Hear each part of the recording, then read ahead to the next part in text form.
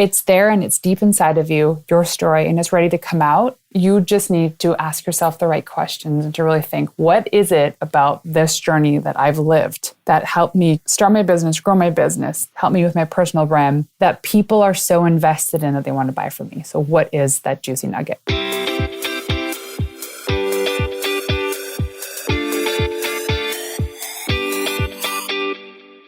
Hey, it's Renée. Welcome to the Into the Wild Show, the podcast for women who want to build incredible mental strength to level up their business and lifestyle. I'm Renée Warren, the founder of We Wild Women, author, speaker, award-winning entrepreneur, and your host. Together, we will make you unapologetic about shining your light, growing your business, and turning you into a wildly confident and successful leader. This is for you, the visionary, the go-getter, the entrepreneur, and for those that need a real kick in the butt to get going and to dream bigger. Each week, I bring in leading experts and entrepreneurs to help you take leaps in the right direction, because I know the best advice comes from someone who has successfully done it before. So, are you ready to level up? Welcome to Into the Wild. Hey, you wild women. Welcome to another solo episode with yours truly, Renée Warren. Today, I want to talk all about embracing visibility. I'm going to delve into the importance of crafting and controlling your entrepreneurial narrative. And I'll also discuss the strategies for confidently sharing your story, your expertise, and your passion to build an authentic brand. Before we get started, as one of the biggest headaches and hiccups I see, especially female entrepreneurs facing, is embracing their story, embracing the who, how, why, when, what of what it is that they're trying to achieve with their business by way of their story. And so I ask this a lot of times to colleagues and people that I coach and clients. What is one of the hesitations in actually putting themselves out there, pitching the media, going on a podcast roadshow, really putting themselves out there on social media? And most people are like, I don't know what to do. I don't know where to start. And I'm not creative, so I can't come up with the idea. Well, despite the facts I'm going to give you today, is if you haven't heard about my Authority Booster Intensive, it might be a great fit for you. It is a world-class PR strategy that's done for you in a day, where you get custom pitches, a custom media list, custom standard operating procedure that can be easily weaved in and connected to the marketing initiatives that your business already does on a daily and weekly basis. So that's what we do at the Authority Booster Intensive. You go on to wewildwoman.com/VIP day. You can check out some of the testimonials. The whole point of this, though, is allowing you to buy back your time, to invest into a program that is created and designed for women in business, also men, don't worry. I'm not judgmental against your chromosomes. But the whole point is that I understand what it means to be a woman in business. I understand what it means to be a mother and an entrepreneur. And we often don't find the time to do the things we know we need to do to actually move the needle in our business, one of which is actually creating a world-class PR strategy. And so with the Authority Booster Intensive, we do that for you. We package it all up in a pretty little bow tie, and it actually becomes a part of your daily and weekly PR and marketing process. We take the intimidation out of it. We give you step-by-step guidance on exactly what you need to do to kickstart a PR strategy, to integrate it into your company so that you're getting on podcasts and in the media on a consistent basis. If you're interested in it, go check it out, wewildwoman.com/VIP day. So now, on to embracing visibility, owning your narrative as an entrepreneur. I want to start with probably the number one most important thing we all need to start tapping into a little bit more. It is owning your weirdness. Do I have any weirdos in the room? Put your hand up.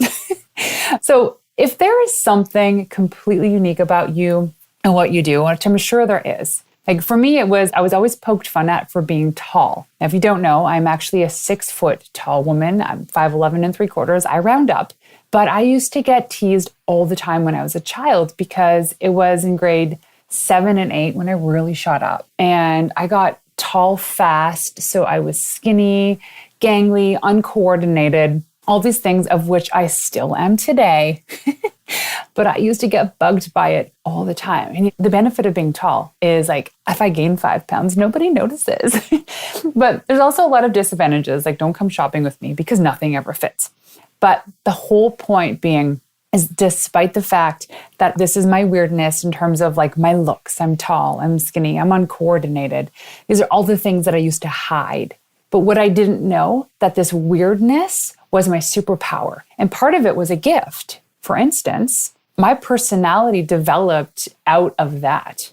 For many ways, I was never the pretty girl. I was never the girl that people thought was cute or anything. And so in order to get that attention of which kids strive for, they want attention, I had to get it in a different way. And so that meant that I was super kind, courteous, thoughtful, sympathetic, empathetic, funny. I was the person that was invited to the parties because she was fun and she would do anything.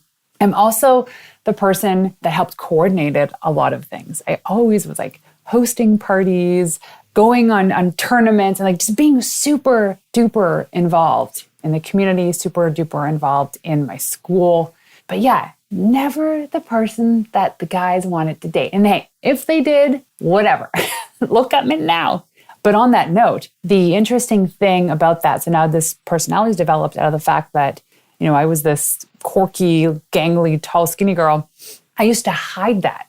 I used to deny that part of me, that weirdness, a part of me, because I was embarrassed by it, because it was something that I was shamed for when growing up. But when I look to it now, it was such a beautiful gift. What I didn't know at the time is that these were the exact characteristics that my husband fell in love with. These are also the same characteristics that my clients love too. My weirdness was inadvertently attracting the right people into my life. My weirdness made me unique. My weirdness became my personal brand. My weirdness was a breath of fresh air for many. They say that honesty and vulnerability is a better personal brand than pretending life is perfect, because people don't relate to perfect. People want to know that the people that they look up to, they share similar life experiences, that not everything is sunshine and rainbows. So I say embrace your weirdness. Your weirdness can come out of your personality, maybe as something you do in your business, something that's unique. Embrace it, because that's what makes you who you are, and it becomes your personal brand. Inevitably, it becomes what people invest into. In all of that, number 2 is to extract your story. I can't tell you how many times an entrepreneur says that they don't have a story. I hear it all the time, that they don't have anything interesting to say or share. They don't have a rags to riches story. Right? You know those stories about, hey, I lived on the street and I was pregnant and now I'm a multi-billionaire. That's great. Impressive story. Don't get me wrong. Most people don't live that life. And so because we see those rags to riches story, we kind of deny our own story because it doesn't sound as good. But we do. In each one of us, there is something that drives us. There's a why, there's a passion, there's a purpose. To live a life not knowing that to me is sad. And so part of this process in extracting that story really helps you define that why. And when you wake up every morning, you know what you're working towards. It gives you motivation to show up. Put it this way. It's 11 a.m. on my son's 10th birthday. It's a Wednesday. We're still, quote, on vacation at the cottage. And I just finished getting off the phone with the bouncy blow-up castle, because this is what he's been wanting for months, is to rent a bouncy castle and have all of his friends come over and eat chips and candy and cake. And I said, perfect, we'll make this happen. But in all that is that to extract the story is that now I can't even remember what the purpose of the story was because it's so on my mind, is to come back and say you're going to make it work. Oh, the rags to riches story. Right? So you're extracting these life experiences. You can look at the things in your life, the experiences that you're living, to create these stories, like the bouncy castle. My child, that's all he wanted. Today I have 2 10-year-olds. Isn't that crazy? Because my kids are Irish twins. Anyways, all this to say is you're going to show up. You're going to do the work. You're going to find your purpose, your passion, your why, because if it is big enough, you will move mountains. Today, I moved mountains to get this bouncy castle to come because we'd had crazy weather. And they called me and they were emailing me the last couple of days saying the weather doesn't look good. It might be rainy and a little bit windy. And I was praying to the weather gods that just for maybe 3 hours that afternoon, it'll clear up. And I was praying to the weather gods and it finally happened. So anyway, now that's the story for you. And I made it work. But I wanted to say, when you extract the story from your life experience, it actually comes down to a simple equation of answering specific questions, of which I go through my VIP day. Something like, why did you start your business? Which is your personal story, and people want to hear that. They want to know that you solve a problem for them, or maybe you solved a problem for yourself or a family member. Maybe you're saving lives. What is the why? And so in the VIP day, the Authority Booster Intensive, one thing that I do when I first kick the program off is I do an hour-long Zoom with you. And I record the session and I go through a very specific list of questions that I ask you so that it helps me extract that story. And with that, I build the ultimate pitches. With that, we build the drafts for press releases and angles and pitches and approaches, because unless you're have this massive announcement where you're, launching something, or a funding announcement or a new CEO, whatever it is, beyond those announcements, we have that story to share, and that's what you need to work on. So we all have those multiple heroes' journey stories, where it's good life, then something happens, then the hero has to solve the problem, and then it's good life again. And so that becomes your pitch, right? And that pitch eventually can be spliced off to become social media content, lead magnets, you name it. It's there and it's deep inside of you, your story, and it's ready to come out. You just need to ask yourself the right questions and to really think, what is it about this journey that I've lived that helped me start my business, grow my business, help me with my personal brand, that people are so invested in that they want to buy from me? So what is that juicy nugget? Okay, you wild thing, you can throw out that scruffy media pitch now. No more poring over bland pitches, wasting countless hours trying to piece your story together, wondering where to send it and who will even care. You know that landing media coverage is the number one way to claim your seat at the table, and you're savvy enough to know it's time to bring in an expert. That's why we've created a system to take the guessing game of PR off your plate. One day, one investment, all the value. Get your PR strategy in hand sooner with our VIP days. It's strategy over breakfast and PR ready by dinner. Picture this: a world-class PR strategy created for your business by an award-winning publicist with 12 plus years of industry experience, and not just an upgraded version of a dull media kit, but a custom plan that's strategically crafted to capture the attention of journalists and influencers. No fill-in-the-blank, bare-bone type templates. Just a detailed roadmap to move your brand forward without the agency price. And this isn't a course. Here's exactly what you'll walk away with. All of this custom: media kit, pitch angles for podcasts, print, and TV, curated podcast list of over 50 vetted shows, one press release, confidence to pitch at your own pace, custom training videos to show you the way, plus a month of follow-up support with me. If you want in to this amazing VIP day, simply go to wewildwomen.com/VIP day to either fill in the application if you're ready to do it, or schedule a call if you want more. That's wewildwomen.com/VIP day. The next thing is mindset and self-belief. These are everything. If you lack self-belief or are unclear what your priorities are, people will see it and they'll feel it. They want authenticity. Worse is that if you lack the confidence and the tenacity, you need to step more boldly into the world to increase your visibility. You need to be bold. You need to put yourself out there with the risk of people saying negative comments. That's a reality. Most people just don't do it because they're so afraid of success or failure, but they're so afraid of what people are going to say. Let me tell you, I share clips of conversations on TikTok and YouTube Shorts that sometimes can miss the context because the whole story wasn't there. However, there's enough of a nugget there for someone to be inspired or motivated or learn something. However, a lot of people, I'd say a lot actually, some people, all they want to do is leave negative comments. And let me tell you, it is the most hurtful thing, even though these are people, random people across the world that I don't care about, I don't have respect for because of how they approach the internet. But it definitely hurts my feelings. So a lot of people they won't go out there and they won't put themselves out there on stages, on podcasts, in the media because of that. The reality is that it's going to happen no matter what. Now, if you want to live a mediocre life, that's fine. Go in a closet and don't come out of that closet and stay in there so that no one can hear you or see you and they don't know about you. The moment you step onto a stage and you tell the world your story, or you tell the world why you're doing the thing that you're doing and for what reason, you're going to get people that won't agree with you. And quite frankly, it's a beautiful thing. The only bridge between understanding that where they're coming from and really your story and why you're there is your mindset. And what I'm trying to say is the haters are going to hate, and you have to become a better version of yourself to be able to deal with that, because the stuff I see and hear, it hurts. It's so shameful. So, and in building that confidence to increase your visibility is just about shut up. And I'm going to say that in the next section. But the best way to cure a shaky mindset is to go through it, to just go through it. Do you remember the childhood song, Going on a Bear Hunt? I know it's a book. It goes something like, going on a bear hunt, we're going to find a big one. I'm not scared. I'm not scared. What a beautiful day, or something like that. And then they're like, uh-oh, a lake, a big, round, deep lake. Well, we can't go over it. We can't go under it. We can't go around it. Guess what you have to do? You have to go through it. So the moral of the story is the journey we take towards healing and growth, right? In order to grow, we need to develop our agency in the face of challenges. So you can't go over it, can't go around it, can't go under it. You have to go through it.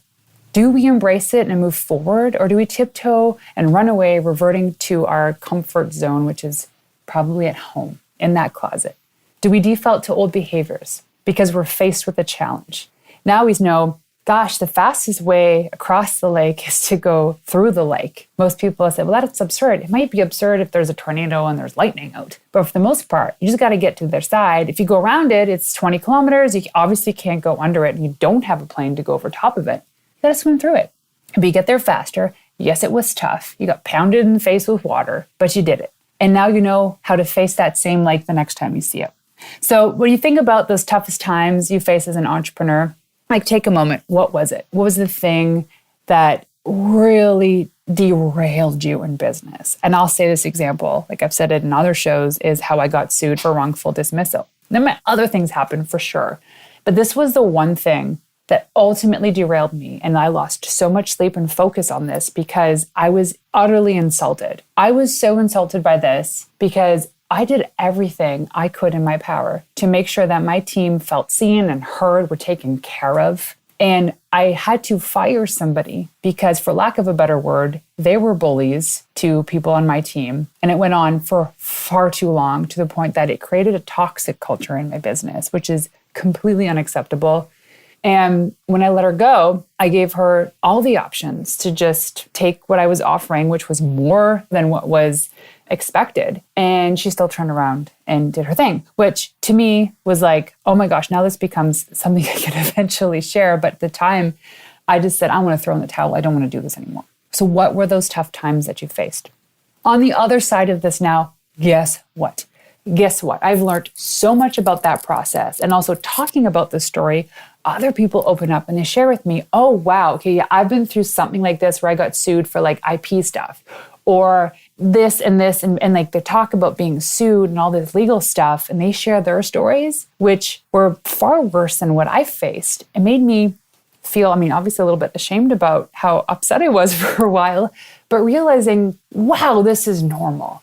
And I got through it. And so I built a tougher backbone, and now I'm in a much better position mindset-wise, and I have so much more belief in myself that I can get through these tough moments, because if I've been through that, then I can go through all the little things, all the crappy little things that happen on a day-to-day basis in the business, right? So what was it for you? Think about that story. Was it getting sued? Was it losing money? Was it losing a key employee? Was there a whole product line that just didn't work? Whatever the challenge is, your mindset will be the key that gets you through it, and it'll get you through the next one. So you look at these walls, right? These things, all of a sudden this wall goes up and you're like, oh my gosh, I have to get over it, right? You can't go around it, you can't go underneath it, or you have to go over it. So what in your life right now is stopping you? What is slowing you down? 100% is your mindset, because there's always a way to make something work, always a way. Going back to the bouncy castle, I made it work even though, despite their own internal protocols with weather, looked at the map and he goes, you wanted the party from 1 to 4. There actually is a better weather window from 12 to 3. And I said, perfect, show up, set it up. Most people are showing up at 1, but you know what? The beautiful thing in this now, it will be set up for when kids arrive. But at that point, all of the cousins that are already here at the cottage will have gotten used to it. They will have already set up other things for the party. And the bouncy castle will be something that they can just quickly introduce to their friends. And they've already had time playing on it, so that all the other friends will have space. So there's a beauty in everything, but you just have to go through it. Number 4 is you've got to show up over and over and over again to give your audience, to give your team, your people, your community something to fall in love with. You can't just do it once, then expect all the magic to happen. Think about Steph Curry. So the reason why I'm using his as an example is because my son Max is his biggest fan. He's one of the all-time best NBA shooters in history. He follows a strict workout plan that allows him to outwork his opponent. He also has a shooting drill that lets him be the greatest shooter of all time. So in his practices, after every practice, which lasts from, I think like 300 to 500 attempts of taking shots, he always finishes with 100 threes, meaning he won't stop until he gets 100 three-pointers. I can imagine when he first started doing this, he was in the gym for hours, and now he's getting better, so it goes by faster. The point being is that's what makes him great. And that's what his fans keep showing up for game after game. He didn't start great. He shot his way to greatness, doing the same, sometimes boring, yet repetitive exercises over and over again. Look at the YouTube greats. They publish content all the time. And sometimes it's crap and they know it, but they're still consistent about it. Over time, they learn what their audience wants and they keep creating content for them. But much like how Curry was not good from the first throw, YouTubers weren't good from the first show. They didn't have 100 million downloads right away. They worked their way up to it. So when it comes to going on a podcast roadshow or getting in front of the media, the same rules apply. So in the roadshow, it's kind of like you're trying to get as many podcasts, interviews as you can in a short amount of time. I always say start with the low-hanging fruit. So those are shows that aren't as popular. They don't have as many download and reviews. It allows you to build your storyline and your process, to tweak the pitch, to tweak how you show up and prepare for those shows. It allows you to pay attention to common questions that the host asks, as well as comments people might leave and reviews. And you can build your story out from there. You repeat this again and again until it's what you become known for. That is how you create authority. And with authority, you build the credibility. And with that credibility, you can pitch bigger shows and bigger media. You end up building that snowball effect, which by default attracts more of the right audience and people into your community and life. Okay, quick download on how to embrace visibility, which is own your weirdness, extract your story, mindset and self-belief become everything. And 4th is to go and show up again and again and again in the same place with the same-ish message, because that's what people need to hear. And the more you do it, just like Steph Curry and those YouTubers, the better you get at it. So before I go, all I ask is if you could go on over to iTunes and leave me a review and some stars. That'd be super greatly appreciated. Also, DM me on Instagram, Renée_Warren. I would love to know what you think about the show, or if there's any topic or guests you'd love to hear and see from. We are taking guests now into the fall, and I would love to hear from you. So there you have it. Thank you for tuning in to another episode of Into the Wild. To make this girl happy and to help reach other women who are dreaming of starting their business, please leave us a 5-star review on iTunes and everywhere you listen in. Also, if you want to find me in the wild, check me out on Instagram at Renée_Warren. That's RENEE_WARREN. And leaving you with one of my favorite tips of all time: the best advice you could ever receive is from someone who has successfully done it before you. Until next time, ladies, peace out.